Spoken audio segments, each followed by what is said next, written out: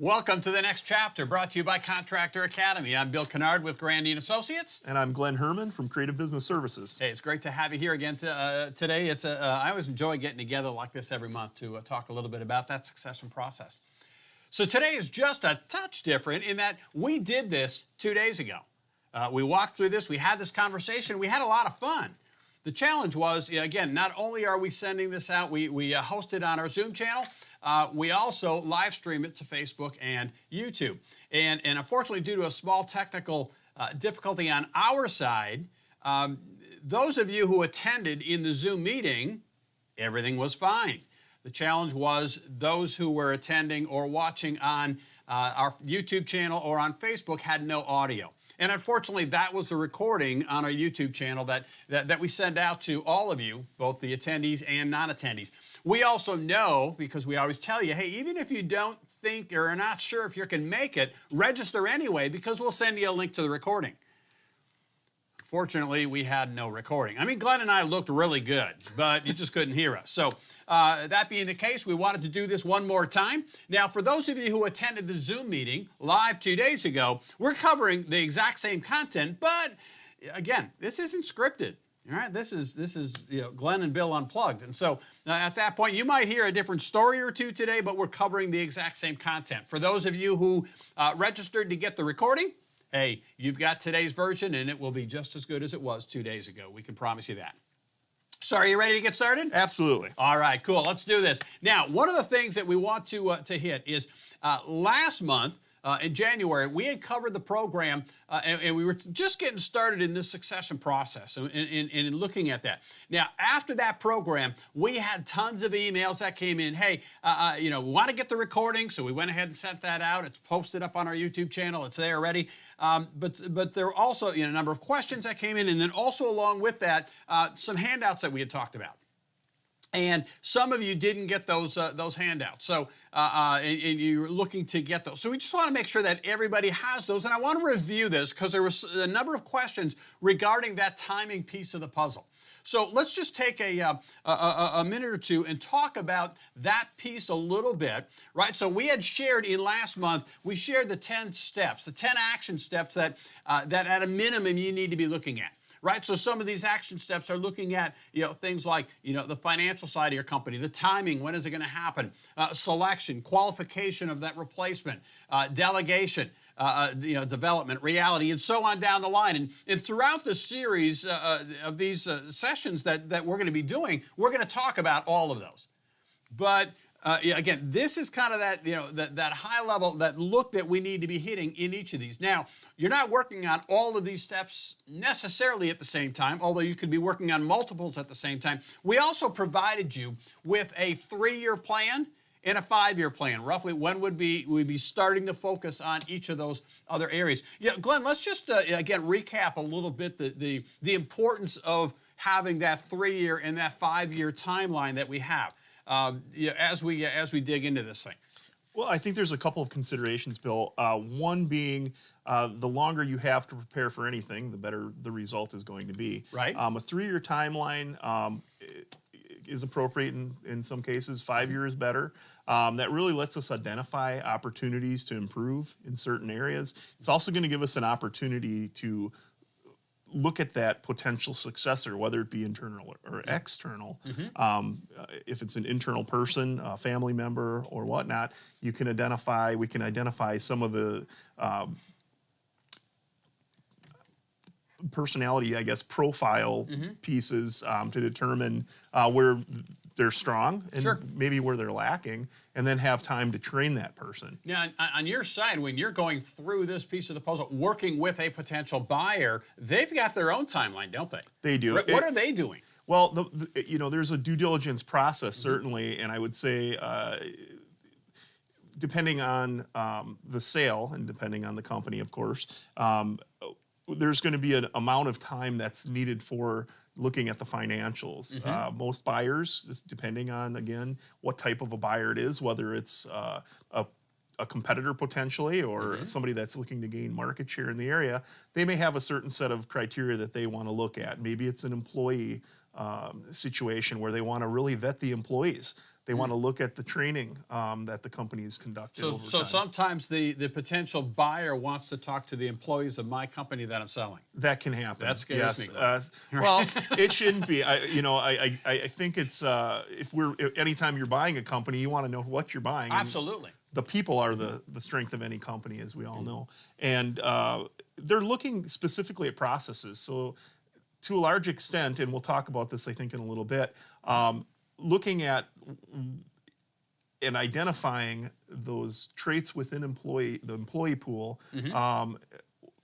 Where is it lacking, or where is it strength? The fact that you may have a process or a system for training employees, maybe a personality profile, so you on each employee, and your managers, if there's a management or a hierarchy, that's really where we're going to see buyers concentrate. They're going to be looking at the talent pool. Who are the people who's doing sales, who's doing accounting, who's doing, who's generally managing the operation. And what are they bringing to the table for each one? What are they bringing to the table? Okay, so how long does that, and again, we're talking timelines here for a little bit, and for the moment, right, our discussion at the moment is the buyer's timeline, right? So how long does that process typically take? I mean, once we start the buying to the time where we close the sale. And it really depends on if somebody has their ducks in a row. If you have a 3 to 5 year timeline, option, I should say. If you have that timeline put together in a 3 or 5 year time period, the closing time with the buyer is going to be shorter. Okay. Because we have that information. Typically, you're looking at it can be anywhere from 60 to 120 days if prepared. If not prepared, that closing process can take as long as a year. Okay. And so really the more organized the seller becomes, the faster and smoother that the transition process goes. Absolutely. And the other thing to clarify here, and it's important, the reason I asked Glenn that question is, the buyer's timeline, that's not this 3 to 5 year timeline that we're looking at here. That, in fact, your 3 to 5 year timeline is all before the buyer even comes into the picture. Absolutely. So that's a great point. Again, if you're the more organized you are in preparing your company for sale, the smoother and faster the actual buyer process, that transition process, ends up being within the company, and that's a huge plus, isn't it? Absolutely. The longer we engage with a buyer, the more things can be uncovered that the buyer may not like. Okay.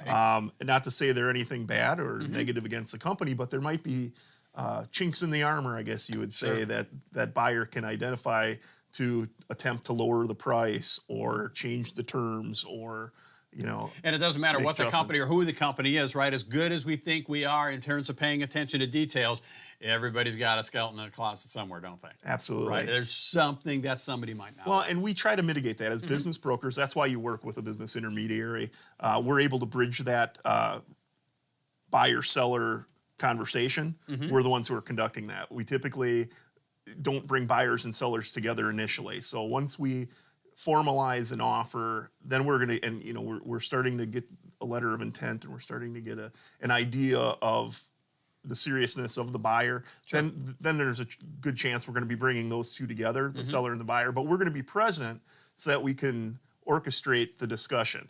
What we find is that depending, even competitors who are savvy may try to find a weakness or a situation where they can attempt again to lower the price or to change the terms, and we try to eliminate that where we can. So let me ask this, right? It kind of goes back to this, right? But so my wife enjoys watching one of these shows on TVs where it's staging the house for sale, right? And they'll bring buyers in and as the sellers originally have the house, right? And then, they go through and, wow, I don't like that, and I don't like that, and I don't like that, right? And then they bring the stager in and they redo the house and bring these people again and again. Now, I have to think, right, because what I like in my house is not what you're going to like in my house, right? What I do in my company is probably not exactly what you want done in this company. And the seller, I mean, how often do you run into that? The seller says, we do things this way, right? And the buyer's going, yeah, we're not going to do that. Every time, and every time, and again, you don't know the motivation of the buyer. It may be to simply acquire. Maybe they're purchasing other companies to acquire more employees, so that they can. Maybe it's a market Especially share in today's situation. market, right? Absolutely. Maybe it's a market share situation where they're having a stagnation. They can't grow. Maybe it's geography. Maybe it's their building. Again, maybe it's employees. But we run into that pretty much on every occasion. So what we're trying to do as business brokers is we're trying to help our sellers standardize. And when they have a 3 or 5 year plan, certainly if they're working with you, if you're working with Grandy, you're going to be able to establish those processes and those systems. And that's what they look for. It's really having a roadmap. I always tell people, if you're going from here, we're in Green Bay, Wisconsin. So if you're going from here to Alaska, you're going to have a roadmap. You're going to know the direction but you're never going to follow it. You're going to get into Nebraska. You're going to see the corn maze. Look at that big ball of twine. There you go, that big ball of twine.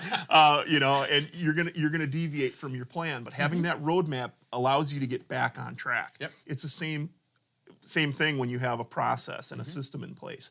And so every buyer, whether it be a competitor or a local business looking to expand, an individual looking to get into a market or a different sector or private equity. They're looking for processes from the standpoint of being able to work on the business immediately instead of having to work in it. And when you're developing those, jump in and actually start being a producer. Right. And when you're developing processes and systems, you have to work in that. And most of your clients, I'm sure, are in a position where they've been doing this. They have a certain way of doing it, and it doesn't necessarily have to be the same way or method that the buyer would choose to do things. But if they have a system in place, it's much easier to change a system or a process slightly than it is to cut one out of whole cloth. Right. Yep. No question. Okay. Well, good. I think that's a good kind of recap in terms of the importance of that timing and why we have these. And when you look at it, again, there's a lot in these 10 steps. There's no question about it. So you need a little bit of time. You can't say, okay, I'm going to have this stuff in place by the end of the month. It's not going to happen.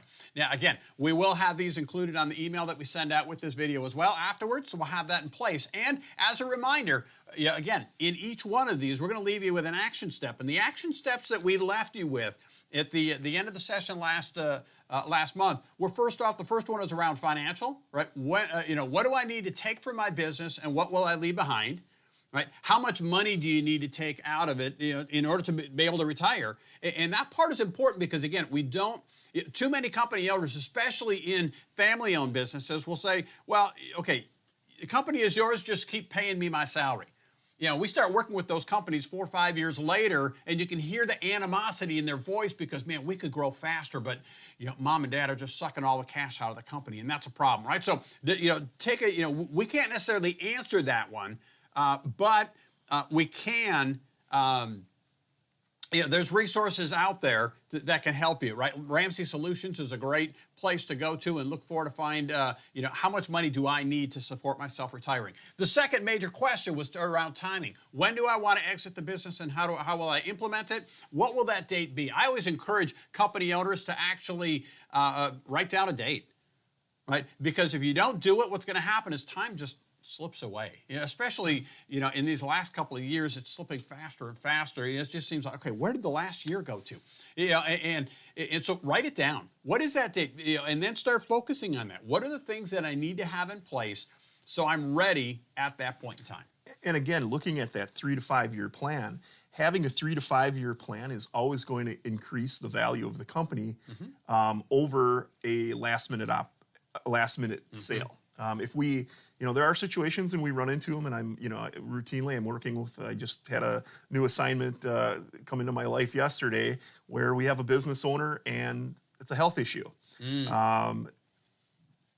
Again, that's a situation that had there been a 3 to 5 year plan, we could have flipped the switch and started moving in the direction. We would have had our valuation done already. We would have had an idea on some of the unresolved opportunities. I hate calling them problems in the company. So we would have had that identified in advance. we don't have that luxury now. And so there are going to be things that we maybe don't come to light for various reasons that may have added a lot of value in terms of goodwill. When we look at a 3 to 5 year plan, one of the components of a sale or a value is goodwill, meaning that goodwill is the over and above the financials. Those things that have value, but we have to put a number on it, but there's intrinsic value there. Systems and processes being at the top of that, you're going to see a dramatic increase in value if you can substantiate that goodwill's contribution to the success of your company. Think real simply, if you had technicians and you had a system in place for an upsell. Like I had a not too long ago, we had a wood stove installed in our home. And well, they happen to do heating and cooling as well. So he noticed my thermostat and, he mentioned, hey, have you thought about getting another? Now I had a digital thermostat, but he got the upsell of putting it in, as they were there. So I didn't have to put in, but they made $35 on it, and probably, clear 10 or 15, and, but it was a convenience. But those upsells, if you have a process in place for something like that, there's value there, and you can actually substantiate and you can quantify. Hey, this is how much upsell we have because you're measuring that. And when we look at that in terms of the value, a buyer looks at that, and while it by the numbers may have a value of $10,000 a year, a buyer is going to look at that in terms of a lifetime client value. What is that lifetime customer value? Every time we go visit them, there's an time we opportunity go there, for and we're upselling every time. So very important. And then, again, that's that 3 to 5 year plan. And that's some of those soft things that aren't in the actual hard numbers, are they? Right. And that's why, again, you use a business broker or business intermediary because we flush that out. We'll talk a little bit later about valuations, but it's very important to have somebody that has a market understanding in doing the valuations. A CPA, while they're qualified to do a valuation, typically don't look at the market. They just look at the numbers. So the goodwill can be lacking. Which means a little bit lower price, and as a seller, I want it to be as high as possible. Yep. Okay. Good. So that kind of wraps up last month's program. I want to, as we move forward here in the rest of today's session, is really getting into that next area, right? Selecting a successor, who will be leading in the future. And there's the old adage that says, basically, there's no success until there's a successor, right? It's amazing. I remember a number of years ago, the founder of this company and I were at a meeting of, with other trainers in the industry. And we were talking to one particular trainer, and Tom Grandy asked this trainer, said, so what's your succession plan? What's your plan for the future? Because this individual was a little bit older. They were going to be retiring at some point here soon. And his response was interesting. He said, well, basically, my plan is to just work until I can't anymore, and then I'll lock the door and go home. And really that's sad, because look at the time and energy and blood and sweat and tears and everything that you put into building this thing. To just close the door and go home at the end of the day, you don't own a company at that point. You own a job. And I've run into that situation so many times where I notice an asset sale of a company that was vibrant and not too long ago here, this past summer, I had a company that it's a second generation company, very successful, had shown some decline in sales upon the death of the patriarch, and over time, sales started to dwindle, and it was still, had we been put in a position where we could have listed that business for sale, we could have salvaged that legacy. As it was, they ended up going to auction ultimately. That's unfortunate, right? Because you do too much to make that happen. And so who is that next individual that's going to take the reins and go over it? Now, again, the two questions, we'll start out, we'll end up. So the two questions that we challenge you with on this one, number one, selection. Do you have a clear leadership profile for your successor? What will it take for that next individual to be a superior performer in this role? Because you have a vested interest in the company's future success. And then along with that, qualification. Do you have some type of metric to qualify them to know that you've selected the right person. Now, as we go through and look at this, there's also some questions that we kind of look at, but think about your daily role for a little bit, right? I mean, how often do you feel like you're running an adult daycare center, right? You're not running a pool a company. You're not running an HVAC contract. You're not running a plant. You're running an adult daycare center, right? And you think, well, I come in and I just want to run this company. We want to be successful. And, but then, this employee had an argument with their spouse last night and they bring all that garbage into work, right? And then this employee can't get along with that one and there's the infighting that's there. And so they don't want to even talk to each other, yet they have to work together. And I mean, how much does stuff like that factor into a lot? This? It factors in tremendously. When we look at processes and systems, kind of like I mentioned earlier, it gives you an opportunity to get back on track. And, as a small business owner, and I've been a small business owner in a number of different industries and sectors, you're wearing a lot of hats. And if you don't have a plan that's established and you don't have a process and a system, I argue not only for everything that you do, but you should have a process for creating process. And you should have a system in place for getting back on track. Sure. It's very important. From a timing standpoint, having a roadmap is so critical. We see that buyers want to know how decisions are made because culturally, that has a big impact on the culture of a company. So. Well, and that also pertains to, think about, you're dealing with this today, and to a degree, right, there's a part of you, if you're ready to sell, you're going, I just want to be done with that, right? But keep in mind, the next owner is going to be dealing with it, right? So the more you can minimize that piece of the puzzle, so finding that right individual, because you know as well as I, right, there's people within the company that are really good at dealing with other people, and there's people that are really good technically, but they piss somebody off every time they open their mouth, right? And that just, now all of a sudden we're building animosity and the company's not going to succeed. So, we look at it, there's a number of critical questions that as a seller that I need to ask myself, right? And Glenn and I kind of looked at some of these things and, think about it. If you pick the wrong person, what is it going to cost both you and this company if you choose the wrong buyer? Right? Whether that's an external person or somebody who's already in your company, what if you get the wrong one? Because, again, odds are, unless you get 100% of your money up front, it's going to impact you financially. Right? And so that's a bit of an issue, right, Absolutely. That we run into. And especially if you're looking at an internal person to purchase a company, a family member, or a key employee, that's an important consideration because there's probably going to be some financing differences than there would be if you were working with a competitor or a private equity type situation. Sure. Not to say that, there's going to be some creative financing requested and expected. That's often the case. We'll see sometime there will be seller financing with competitors or with private equity situations. And most of them will ask for that, to be honest. It doesn't say they always get it, but they'll ask for it. Yep. But in cases where you have a key employee or family member, that's almost always the case, or quite often the case. Right, yeah. And it can also be in terms of an earnout. An earnout would be a seller-type financing vehicle, but an earnout would say, if we hit this benchmark, you get paid the rest of your money. Okay. If you go above that, well, you'll get paid a little bit more.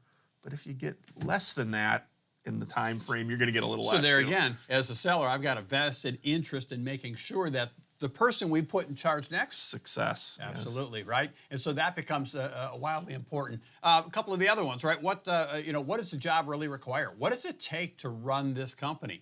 What do you expect out of that leader? What are some things that you want to avoid in terms of picking that next person, or that they need to certainly be avoiding? What are some of the people... what are some people skilled and satisfaction requirements, I guess my wording there is a little bit off, right, to accomplish certain tasks and perform, that allow them to perform better than anybody else. And so, all those things, right, we start thinking about them and finding that right person. Now, really when we think about this, Glenn, as I look at it, there's really two different camps. Right? So when we're looking at selecting this next successor, the first one would be, I don't have an internal successor. right? There's nobody in this company. I don't have kids. They don't want it. I have kids. They don't want it, whatever. Or don't have an employee that wants to or can, has the ability to buy it. So I need you to find me somebody from the outside. That's really the first camp, right? I mean, how do we find or select? I mean, there's just things that we can do to help me assure that we pick the right person, right? Because part of this also gets down to I care about my team, right? And I want my team to be happy after I leave. I want them to still be satisfied and stay here, right? And that next owner. So are the things, how do you handle that? Well, we really need to identify, keep going back to that 3 to 5 year plan. I love when people say, I'm looking to sell my business. The first question is when? When are you looking to sell your business? Because if it's right away, it's going to be a little bit more challenging for us to identify those things that are important. I shouldn't say more difficult. It's going to be, we're going to have to be very, very timely in that if we have to sell this business right away. If we have a 3 to 5 year plan, we're going to flush out a lot of those things that are important to somebody culturally. This is a legacy. We look at, we talked about this last month, the percentage of second generation businesses that fail. Yep. If somebody is purchasing a business from outside, not a successor within the company, but rather an external type situation, it changes it a little bit. But it's so important for us to identify what that looks like, what that potential buyer looks like. My first question with somebody, if they don't have an internal successor, is to say, who do you think the ideal company or individual would be that would be likely to buy your business? That's going to tell me a lot, but we really have to flush that out. We do that through a discovery process and really get to know, as a business broker, we want to get to know that seller. We need to know as much as we can about that company, not just the financials. Those are the easy things. I can look at a financial statement and generally figure out if the company is healthy or not in about a minute and a half. The reality is health of a company goes well beyond the financials. They can be profitable and still be unhealthy. Oh, for sure, for sure. And my goal as a business broker is I want everybody to win. I want that seller to win financially and professionally, and I want that buyer to win, over time financially and professionally and personally. I want those success for everybody because that's a good reflection on me. Sure. Making sure that I put the right people together. But it is very important to have the right company. If we're looking at a competitor, sometimes that's a better situation than a private equity. Private equity, it's more about numbers. So if you have a large private equity firm or even a large company, I'm working with a large company right now that's tasked me with finding companies in the HVAC industry that are looking, and they have some very specific criteria. Yep. And so, at that point, it's kind of buyer driven because it's a buyer agency type situation. Yeah. But at the same time, when you're selling a company, we really have to identify what is important in that sale. Because if the buyer and the seller aren't in agreement there, it's going to be very difficult to close a transaction. One of the things that just hits me on that, because again, when you're dealing with, for example, private equity, a firm coming in, again, and that is absolutely happening in the trades today. There's no question about it, about these firms coming in and buying up individual companies. But they're not going to buy a company that's kind of sloppy from a business and operational standpoint. No, and not at any type of value somebody's going to accept. They might buy it, but it's going to be a fire sale. Right. And they like fire sales. Make no mistake. Right. Private equity loves fire sales. So, that it kind of reminds, on that side of it, we look at, again, bringing somebody in from the outside, they're going to come in and buy it. It kind of gets into a little bit, or how much, right? The question is, you've got a culture in the company, right? And your company has a culture, right? The question is it a good culture or a bad culture? But you have a culture. How much does that factor into, again, matching a buyer to the company? It can, depending on the buyer, it can be extremely important. This particularly large company that I'm working with right now has some cultural expectations. One of those being entrepreneurial spirit. They look at behaviors as much as anything. Attitude influences everything, but behaviors are the only thing you can really control. And buyers who are savvy understand that. So they're going to look at those situations. Moreover, they're going to look to see if there's a system in place to create behaviors that are favorable to a company's growth.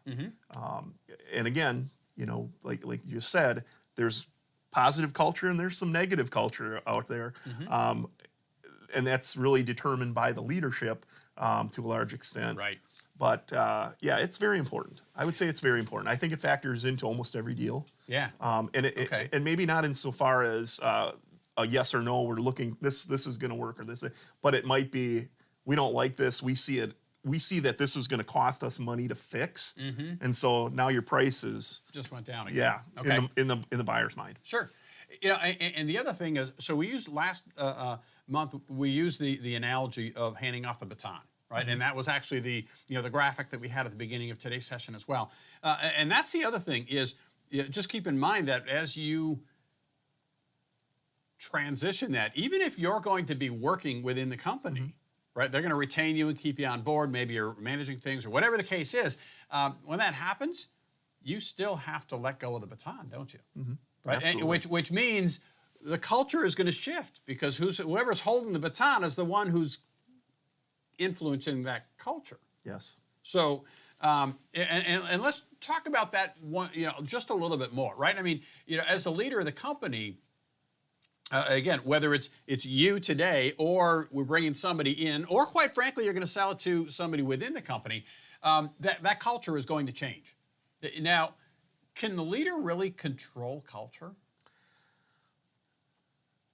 In some aspects, yes. I mean, you can. This is my personal opinion. I think you can control some aspects of culture, but at the end of the day, there's a lot of dynamics there. So. Control is loose. Right. So would influence be a better... Influence is a better word. A better word, sure. Right? So the leader can influence it, but culture is not a...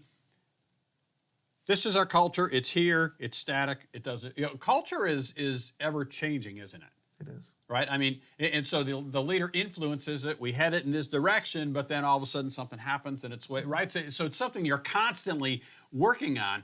And if you're not working on it in your company, then the culture you have is probably not that good, right? I mean, so it's something you have to weave into everything that we're doing. So that's the first camp, right? We're bringing somebody in from the outside. Now you're really relying to a degree on you to make that match.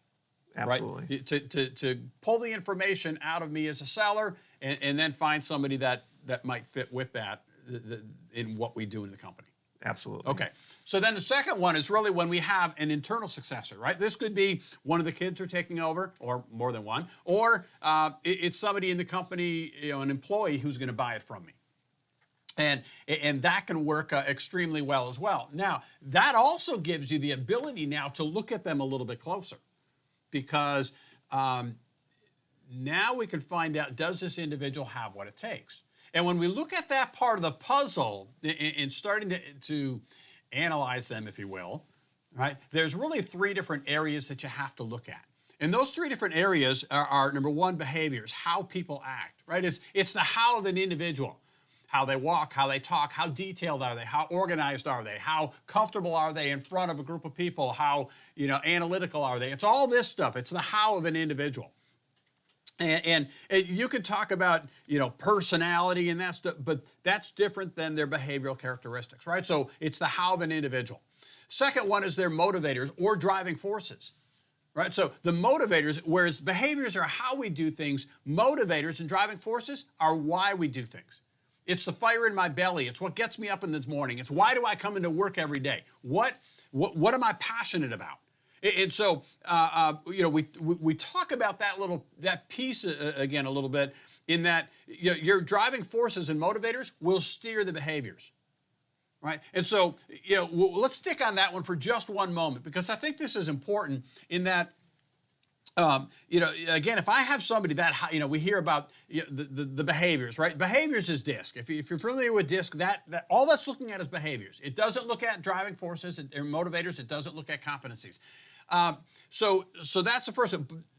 So if I have that high D driving individual, right, who's motivated by utility. In other words, it's all about a return on investment. I'll put in the work, but there's got to be a payout. What's good for me? What's good for the company? What's good for the customer? That's an individual who's going to be driven to make money. If I have a high D individual who's high social, so it's all about helping other people. They're going to be driven to help other people, right? So the motivators, they're drives other people, and it kind of defines their passion a little bit. You used that word earlier, Glenn, right? You said, is that next generation passionate, right? Do they have the passion to keep this thing rolling?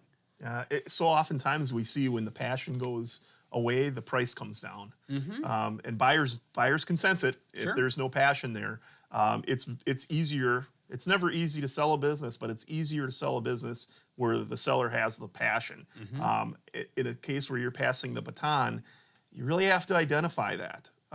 Because a leader in a business has to provide purpose, motivation, and direction. If that leader that you're onboarding, that new person, doesn't have that ability passion, or have those skill sets, and you can't identify it, now you're either starting over or you're going to have to switch gears and figure something else out. It can take quite a bit more time. Absolutely, and you may have to hit pause in your selling process at that point.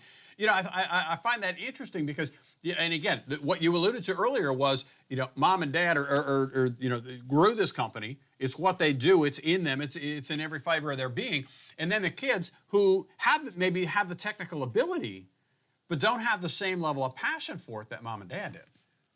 And I always tell company owners, and I tell salespeople, right, your customers will never get more excited about your product than you are.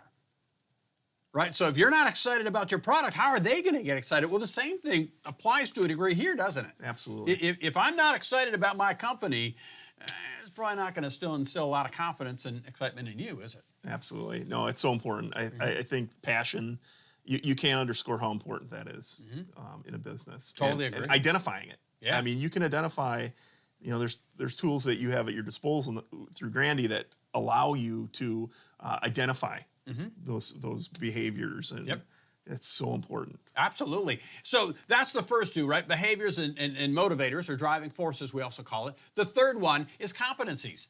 How have the people, consistently demonstrated their acquired skills?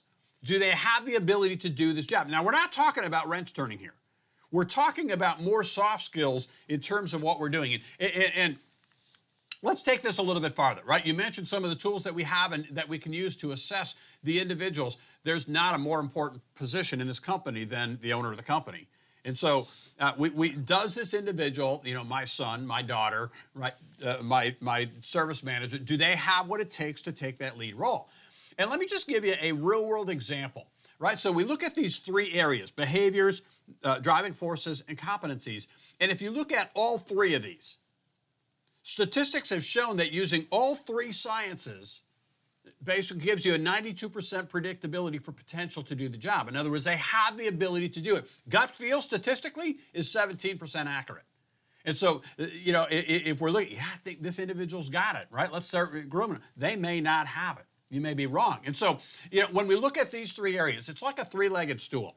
If you pull out any one of the three legs, you've got a problem, right? So why do I care about their behaviors? Well, and again, that is that disc piece. Behavior is going to explain how people will predictably act and perform when faced with problems, people, pace, and consistency. And those are the four areas. Disc, D is dealing with problems, I is dealing with people, S is dealing with pace, C is dealing with consistency. So we look at all four of those areas. The second one was motivators. That's the second leg of the stool. They're passion, right? Because people are not just behaviors alone. Again, they're a combination of both that internal and external motivators.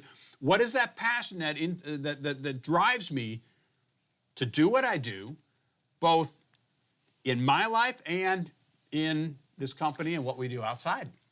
Right, so that's the second one. The third one is, again, those competencies. Again, people are some people are more skilled and motivated, right, to perform certain tasks than others. And so we want to know where are the holes?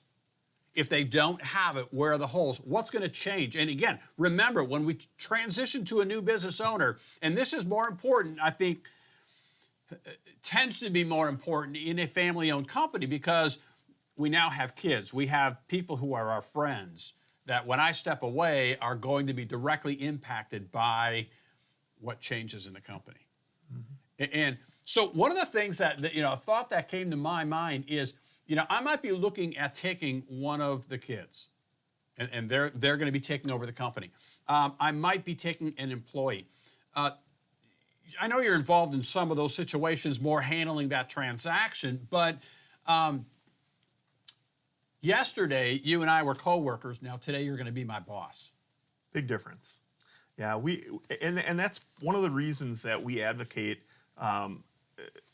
more than one approach. If we're looking at just one internal person, we're stuck with that value. Or that ability to purchase that company. Oftentimes, what we'll do is we'll be engaged, and sometimes that internal person is the person, and we can affect that transaction. But typically, what we find ourselves doing in situations is we'll put it on the market as well. And we'll we'll establish a value for the company.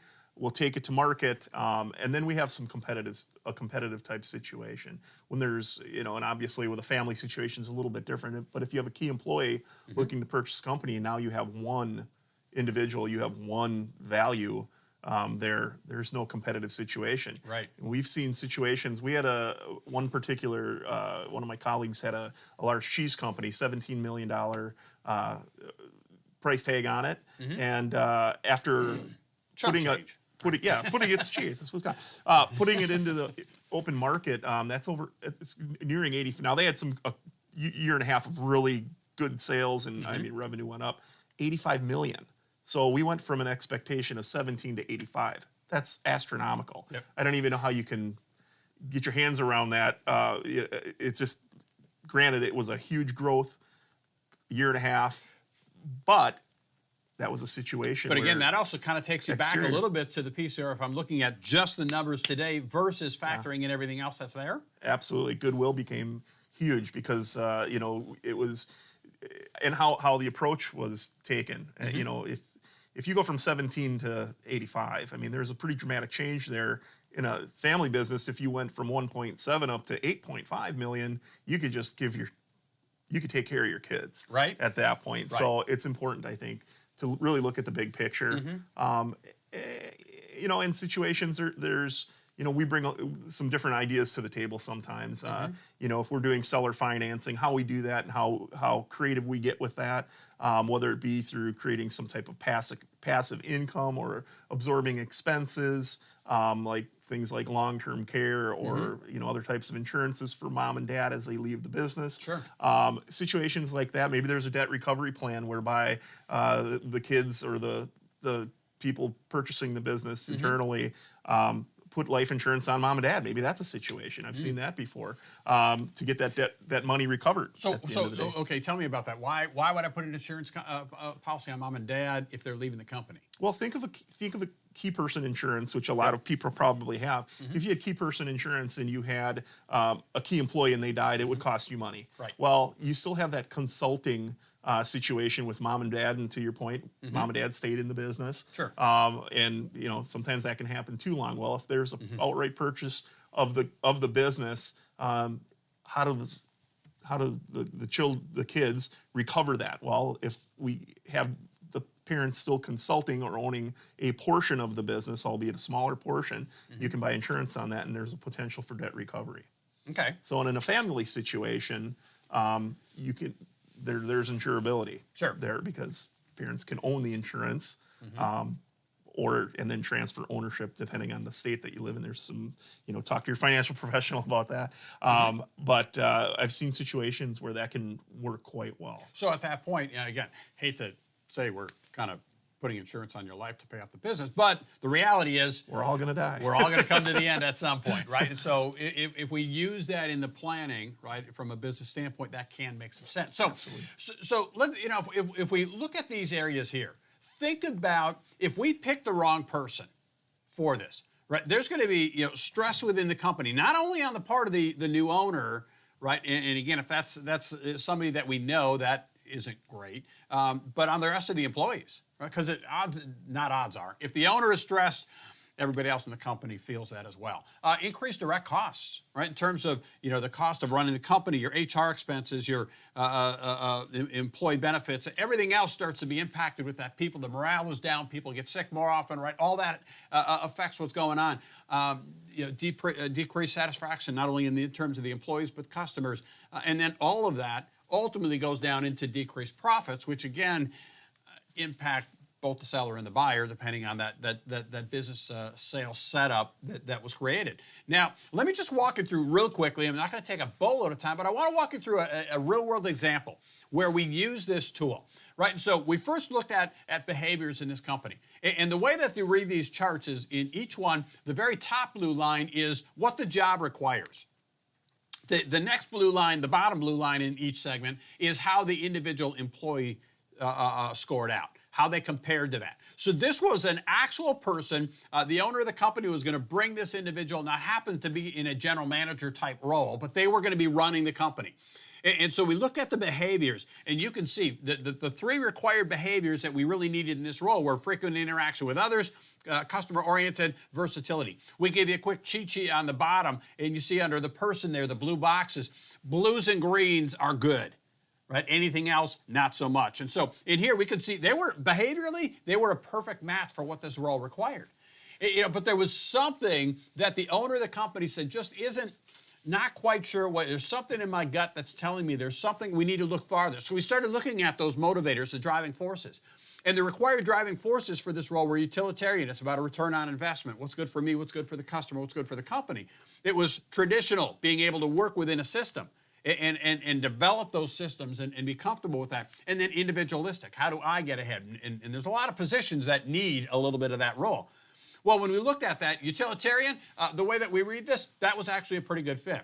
Traditional, dealing with those systems, not a good fit. This person did not like systems. They weren't comfortable working necessarily in them. But then the individual piece, that was a good fit, right? So we went from matching 3 out of 3, 100%, to matching now 5 out of 6. But there was still something there, so we started looking at some of those competencies. And in this individual, we went through them. Self-management, we look at this one, not a good fit. Customer focus, not a good fit. Planning and organization, not a good fit. We get to personal accountability. To me, that's an incredibly important one. The measure to be answerable to your personal actions. Not a good fit. We look at teamwork, not a good fit. We went to diplomacy and tact, not a good fit. And finally, resiliency, number 7, that was a good fit. So we went from, behaviorally looking at, 3 blues on the bottom of the list, so 100%. Then we went to 5 out of 6. And then we actually went to 6 out of 13. Had they hired this individual, it would have been a train wreck in the company. This individual would have absolutely destroyed the company. And so that would have been a major problem. And so we want to identify this sooner rather than later, right? We want to identify the earlier they had to go a different direction. And so if we find out that person's not the right person, again, internally, you mentioned it a little bit earlier, sometimes it means you have to hit pause. And okay, I need to find somebody different. And I'll use a personal example. I mean, I was being groomed for a top role in a company at one point in time, and I just didn't have the passion to do it. That isn't where my passions lie. And so I left the company, and quite frankly, at that point, that individual that was grooming me had to hit pause for 5 years while they could groom somebody else. And do you see that happening fairly often?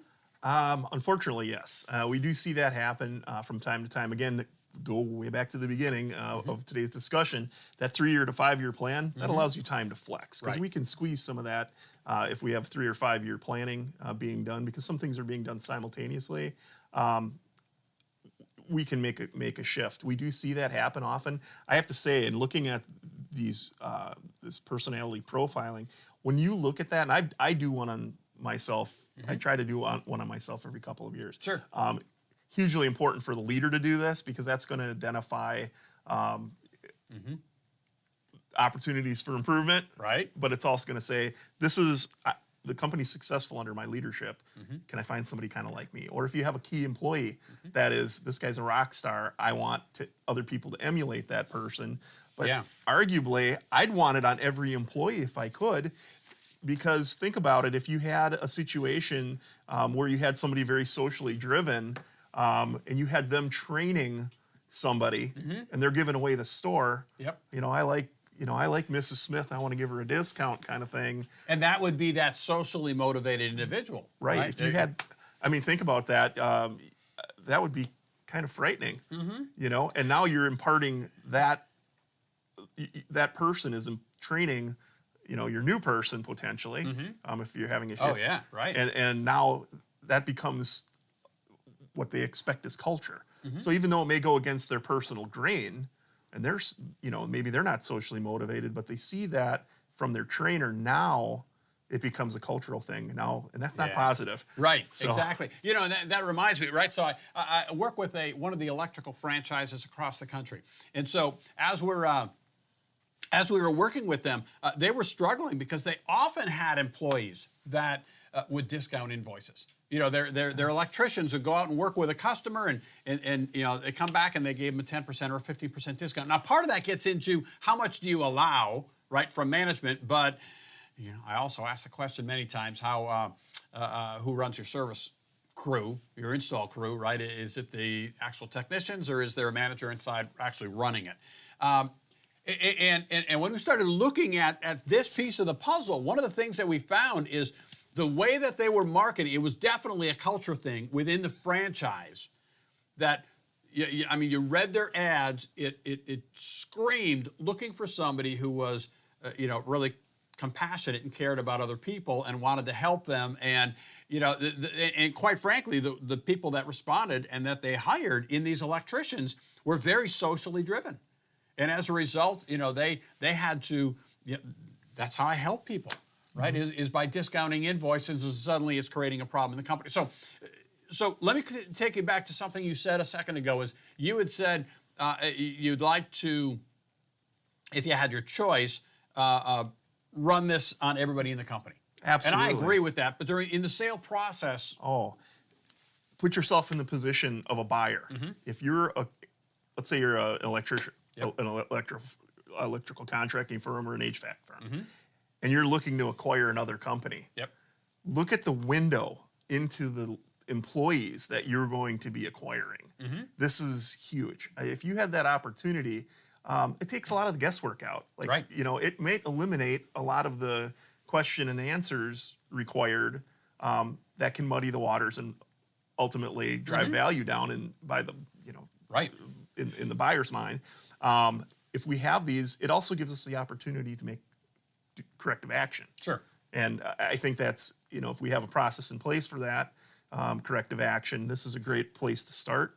And this is a great place to, if I'm a buyer, I'm going to know, for sure I'm going to know the leadership team. Sure. I'm going to know everything about them. I'm going to have conversations with them. If I don't have this, I'm going to have conversations with them. And they're going to be candid conversations, and I'm going to know how to get that out. If I'm working on behalf of a buyer through buyer's agency, and I'm looking for companies, and I find a company that's a good fit, and I'm working on behalf of the buyer, I'm going to be in the meeting with them, and I'm going to ask pointed questions to identify those types of behaviors, so that we can see if there's any chinks in the armor, so we can lower the price. So buyers look for that. Right. So and again, one more quick example. We worked with a company in the Midwest, southern Midwest, if you will, 2 years ago. And that was a case where Dad started the company, right? It's a very successful company, and he was ready to step back. He had 2 sons. Now, that's always a bit of a challenge because somebody has to be the leader of the company, right? So that gets into a whole leadership discussion. You can't leave it to a team. It's tough to lead by committee. But what they found is when each, and they had all 3 individuals go through this exact tool. And what they found, now Dad was a bit of a unicorn in that he had incredible skills across the board. The 2 sons, each one had gifts of their own, but they each had holes. And so in that particular company, what they opted to do was to hire a general manager, and then each son managed their area. The sons were the owners, but they agreed the best role was to hire a general manager. Does that make sense? I have a situation going right now where I'm working on behalf of a potential buyer that is part of a family dynamic very similar to that, and they hired an external CEO to come in on an interim basis to run the company until they can get that one brother trained up who's going to be remaining after my buyer leaves the company. So it does happen, and more often than you might think. And it's not a bad decision sometimes. Not at all. Yeah. I mean, the question is, how do you make that decision if you don't have the data? Yep. You have to have the data. Yeah, no question about it.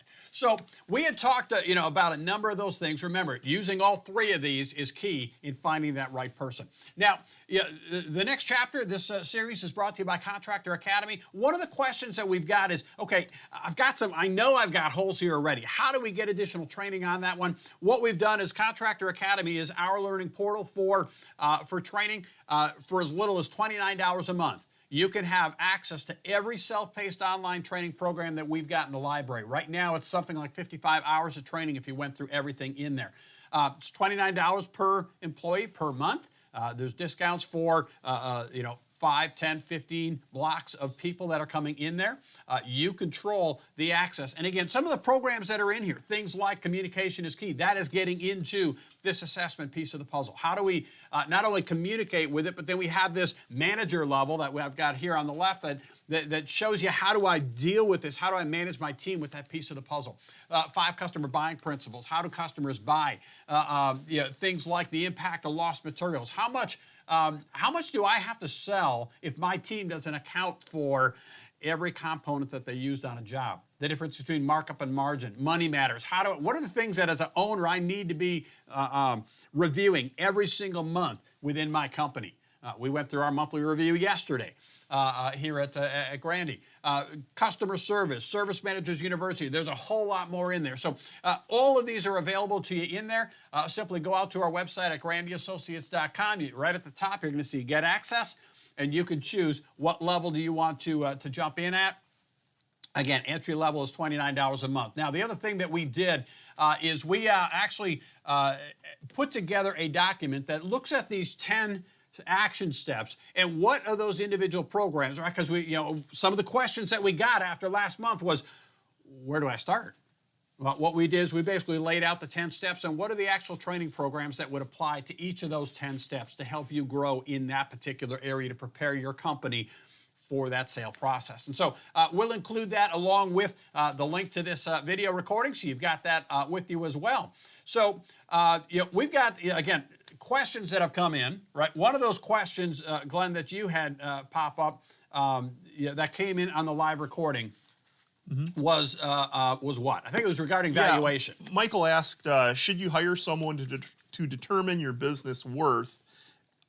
How do you find that person and establish their credibility? And again, I think we spoke just briefly on this earlier. A CPA, if you have an accounting professional that's a certified accountant, a CPA, they're certainly qualified to give you a base valuation. Again, the conundrum you put yourself in is they don't have market experience or an understanding of market factors that are going to influence that goodwill. And quite often it's just a financial number. We see this. There's some websites and gurus out there that are, fill this out and we'll tell you what your business is worth. And I guess while it can be interesting, those are never accurate because it's not going to take into account real estate values, geography, demographics.